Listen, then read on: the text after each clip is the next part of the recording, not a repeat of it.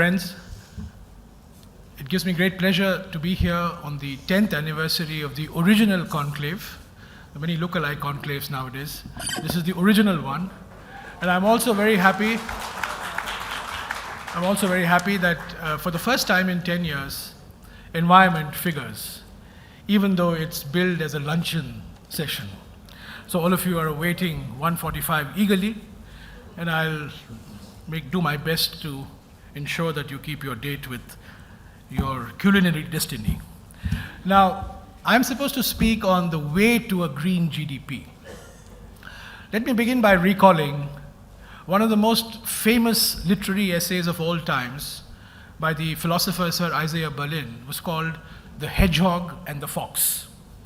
The Hedgehog and the Fox is derived from an ancient Greek dramatist, Archilochus, who says that the fox knows many things, but the hedgehog knows one big thing. Now, the way to a green GDP, we'll have to ensure, is not hijacked by one type of hedgehogs, the enviro hedgehogs, who know nothing but maintaining the environment in its pristine form, or the growth hedgehogs, who can't see beyond their GDP noses. Actually, all of us will have to become foxes. The characteristic of a fox, as Archilochus reminded us, was the fox knows many things. So we will have, in Madhu's own word, to be unpredictable. The hedgehog is very predictable. Unless we are unpredictable, we are not going to be moving ahead on the way to a green GDP. Now, why is the issue of a green GDP important? I'd like to first address this issue. Why do we even consider the need for a green GDP? And I would suggest to you that there are 4 important reasons why this issue has assumed special significance in India. First are the livelihood concerns. Increasingly, environmentalism in this country is not a matter of lifestyle, but a matter of livelihood. And all I can do is to recall here contemporary India's first environmental movement, the Chipko movement of the mid-70s, in which the women of Uttarakhand hugged the trees of the hills to ensure that their forests were protected from rapacious contractors. And thus was born modern India's environmental consciousness. So increasingly we are seeing in central India, in western India, this morning the Supreme Court has just decided on a case in Gujarat which involved livelihoods. So livelihood concerns of the people, tribals in many cases forest dwellers, in some cases small farmers, small landowners, or people depending on land for an occupation, their concerns are increasingly finding voice, and their concerns are increasingly coming into conflict with the economic objectives that we have set for ourselves. So the first reason is livelihood concerns. The second reason is public health concerns. Increasingly, environmental consciousness or environmental issue is not a middle-class elitist issue, but is an issue in which the public health of the poor, the public health of a large number of people is coming into prominence. The fact that Bhatinda has now become one of the most serious, perhaps the most serious epicenter of the cancer epidemic in our country is not coincidental. The fact that places like Chembur, Bhopal, Chandrapur, all these areas, the environmental issue is not an issue of the environment per se as you and I understand it, but it's now a public health issue in which ordinary people, they may not speak the language of environmentalists, but they speak the language of respiratory diseases, cancer, leukemia, and so on. In the 1960s, the incidence of respiratory diseases in the city of Bangalore India's most dynamic city, was less than 7% amongst children. Today, independent surveys have shown that the incidence of respiratory diseases in Bangalore is around 25% amongst children. So public health should drive the way to a GDP. This is the second reason. The third reason is climate change. We don't have to be climate evangelicals, but we shouldn't be climate atheists either. Climate change is here and is a reality. And there is no country in the world that has such profound effects on itself from climate change as India has. Our economy is still dependent on the monsoon. Whatever we say, an indifferent southwest monsoon and an indifferent northeast monsoon wreaks havoc on our economic performance. We have a large coastline in which we have a population of about 300 million people vulnerable to tsunamis and rise in mean sea levels. We have a population of about 500 million people living in the North Indian region, dependent on water security on the health of the Himalayan glaciers, which is under retreat. And we have this large mineral wealth of our country, which we want to exploit with rapidity, which happens to be located in the most forest-rich areas of our nation. So there is no country in the world, forget Maldives, forget Bangladesh, forget all these African countries, the country that is going to be most affected by climate change is ours, is India. And that's why we need to look at the way for a green GDP. And finally, the sustainability argument. We have to recognize that whatever we do, our demographic karma is 1.7 billion people by the year 2050. In the next 40 years, we are going to be adding 500 million people. Even if population growth today all over India equals the population growth of Kerala and Tamil Nadu, just the sheer base on which population is growing is propelling India's population to a region of about 1.6 to 1.7 billion by the year 2050. And therefore, it is incumbent on this generation of ours to ask ourselves the question, what is the natural resource base that we want to bequeath to future generations? Because in many countries, there is no future generation to think of. In many countries, population has actually begun to decline. But India is one of those very few countries where the population is not only increasing, but the population is going to get younger and younger. So ladies and gentlemen, these are the 4 reasons why I think the issue of the way to a green GDP is important. First, because of the fact that this involves livelihood issues, livelihood concerns of the most deprived and marginalized sections of our society. Second, because of the growing public health concerns and the public health impacts of water and air pollution particularly. Thirdly, because of the multiple vulnerabilities of India to climate change. And fourthly, because of the sustainability, the need to ensure that we have a natural resource base to bequeath to the next generation. And the next generation, as I said, we are 1.2 billion today. We will be adding 500 million by the next 40 years. Now, having addressed this issue of why green GDP is important, let me now turn to the second point of where are we on this road of a green GDP? Do we have any idea of what this animal called green GDP means? I'm afraid that question is more difficult to answer because economists have not really grappled with this in any meaningful way. But let me give you some estimates that have been done. Last year, the World Bank brought out a publication called The Changing Wealth of Nations, in which it defined a concept called adjusted net savings. It took the macroeconomic savings rate as conventionally defined by economists and adjusted it for environmental pollution, resource depletion, and the whole host of environment-related factors. Now, it turns out that for the year 2008, the conventionally measured savings rate for India was 38% of our GDP. And according to the World Bank's estimates, the adjusted net savings, which adjusts this macroeconomic savings rate for environmental factors, is 24% of GDP. So conventionally measured is 38% of GDP, adjusted net savings is 24% of GDP, 38% to 24%, that's a difference of about 14% of GDP. Now, what does this mean in simple English?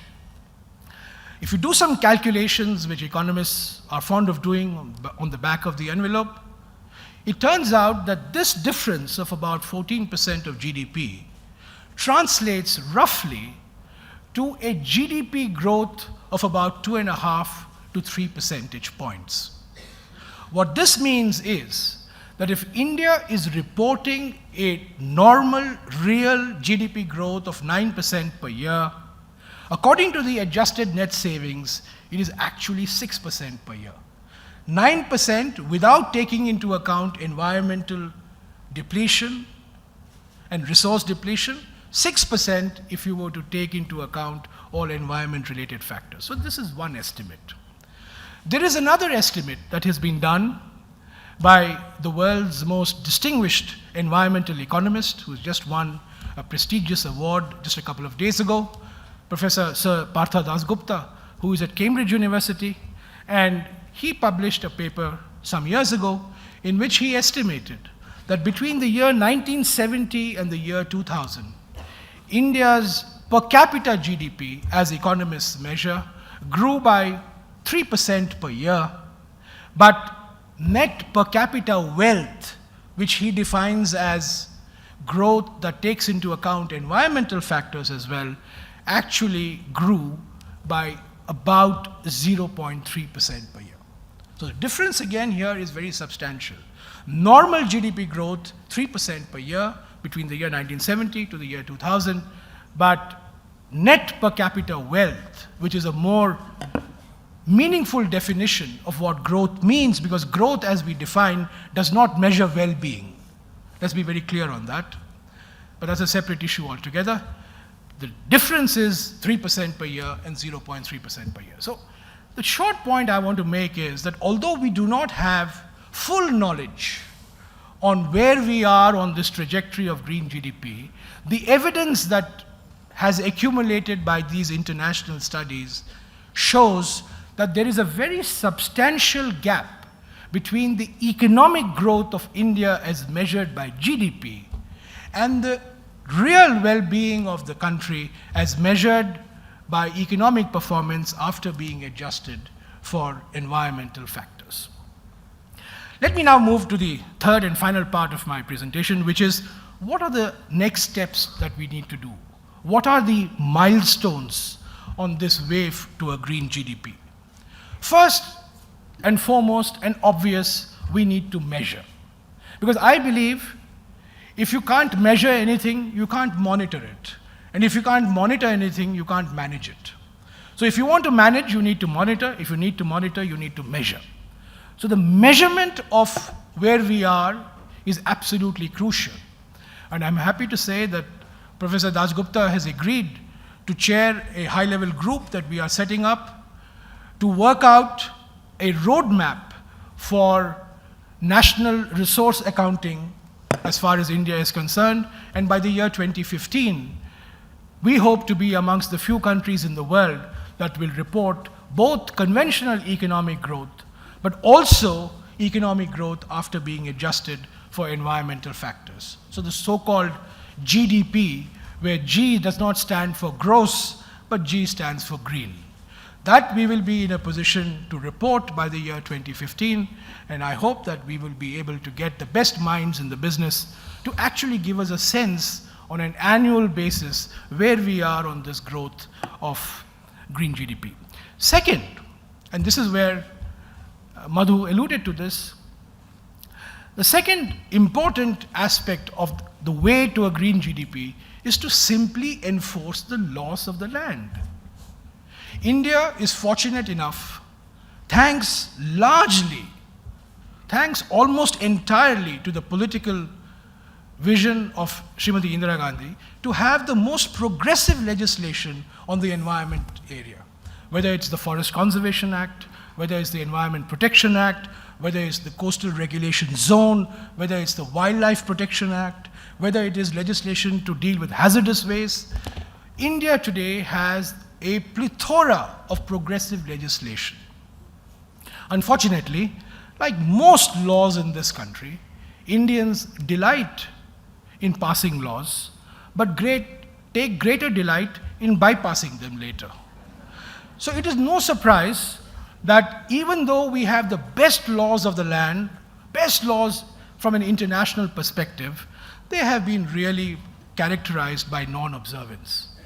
And I think it does not require any rocket science. And I'm surprised. It shows, in my view, it's a reflection of the starvation of the Indian media for news, that a minister who's only enforcing laws is drawing headlines. In no country of the world would a minister who's enforcing laws be drawing headlines. He would be said he's doing his normal day-to-day activities. But here I am being made out as if I am some Frankenstein, hell-bent on destroying an economic system that has been built so assiduously over the last few decades. Whereas all I am doing is asking a very simple question, that here are the laws, are they being observed or are they not being observed? Now, if the laws are outdated, and I want to stress this point, if the laws are outdated, it is my responsibility, it's the government's responsibility to ensure that the laws are modernized. And that is why, to the consternation of many people like my very good friend Madhu Kishwar, we said that the Coastal Regulation Zone of 1991 is outdated because it is choking Bombay City.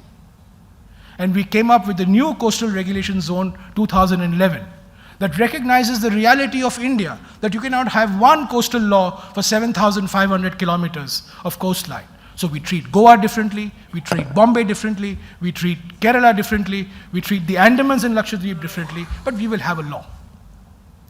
So where laws are outdated, where laws have to be modernized, let's change the laws. But we have to enforce the laws, and enforce the laws in a transparent and accountable manner. India needs more regulations, but certainly could do with lesser regulators. India needs more laws, it certainly could do with less lawyers.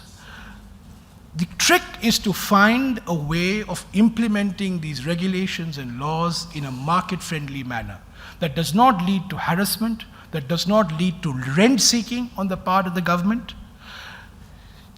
We are trying to do this, not with a great deal of success, I'm afraid, because we have a complicated federal system in which the center and the states have joint responsibilities.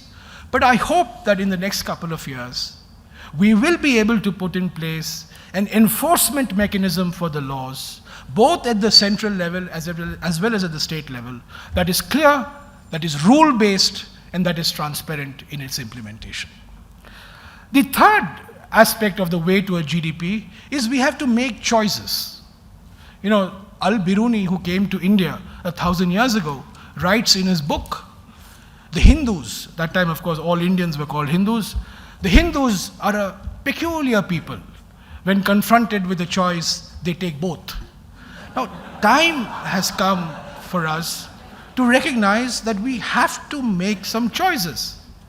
It's good if you can have 9% growth and do all the wonderful things. That's the ideal solution.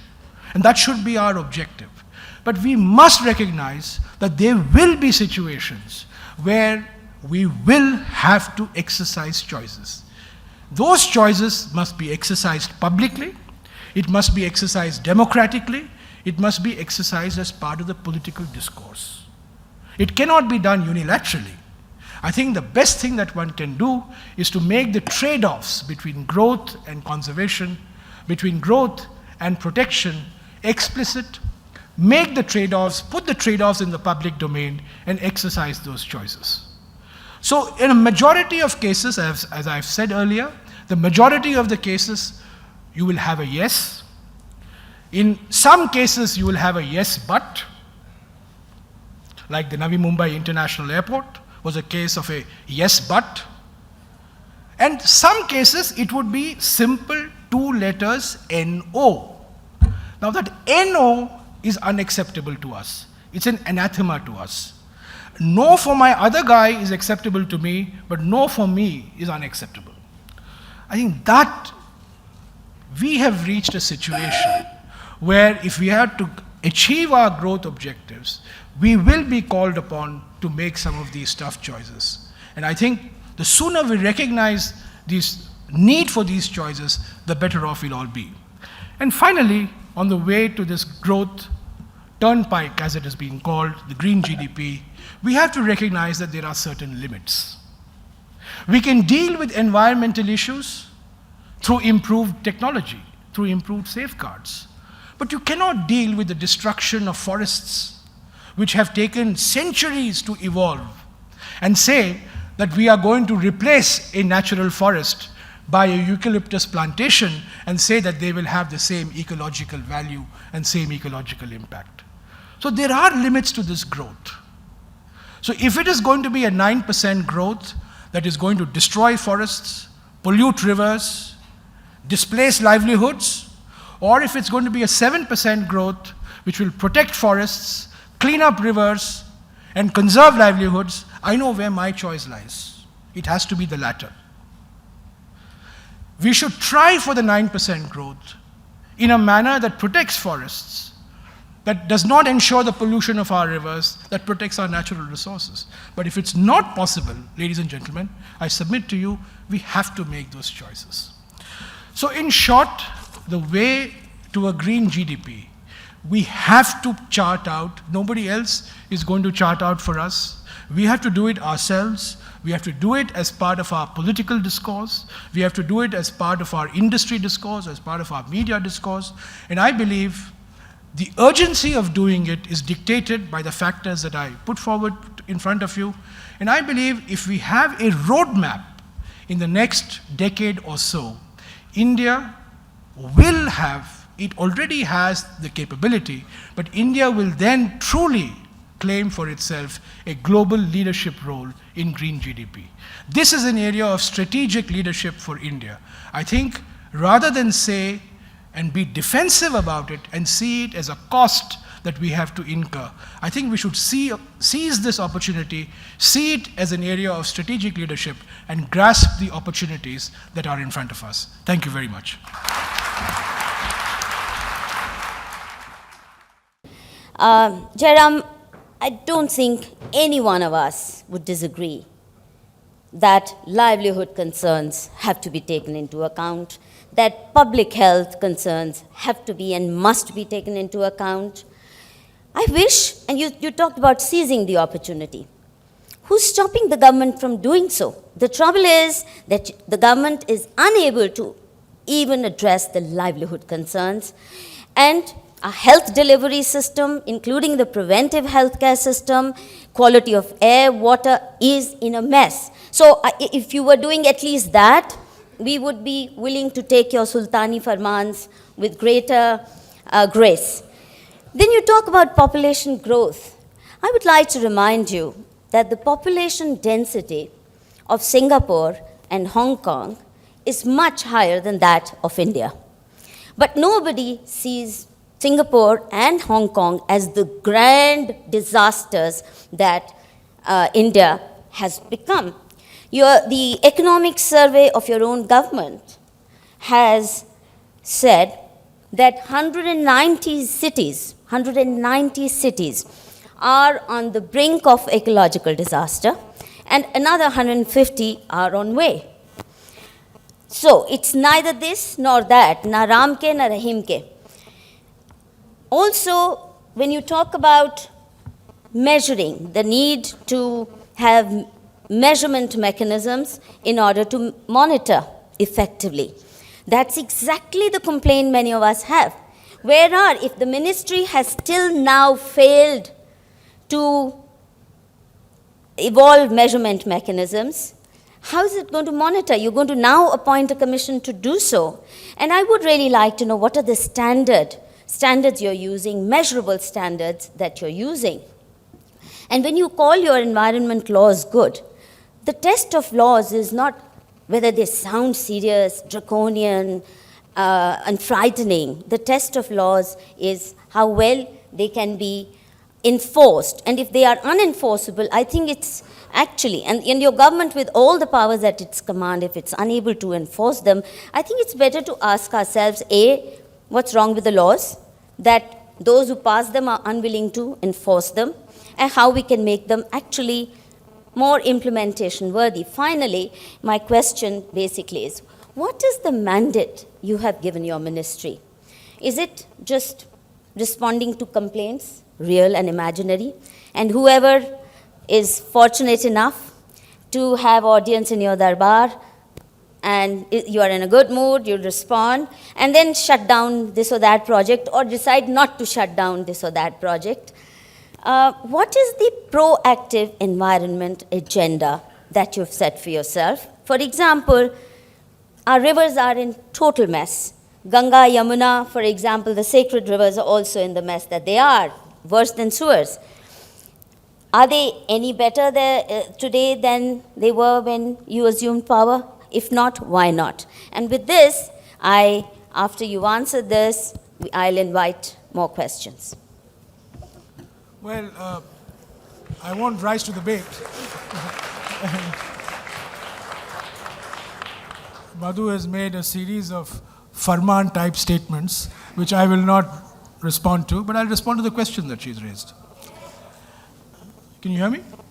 No.